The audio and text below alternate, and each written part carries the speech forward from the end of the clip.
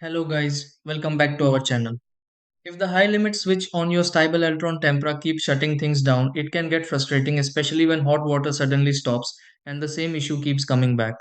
Sometimes this happens once in a while other times the system seems fine for a short period and then stops again without much explanation.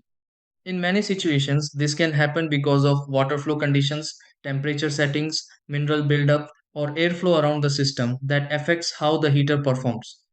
Before assuming something major is happening, there are few simple things worth checking that may help you better understand why the switch keeps resetting itself. Let's go through some easy steps that may help figure out why this is happening. Try these. Step 1. Check the water flow connected to the stable electron tempera and make sure water moves steadily through the system. Step 2. Review the temperature setting on the stable electron tempera if the unit is set higher than needed.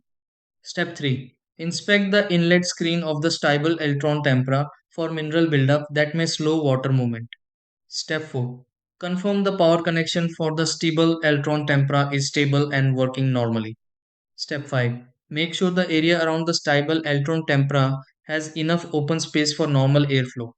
Step 6. Run hot water again and check whether the stable Eltron tempera continues working without the same issue returning.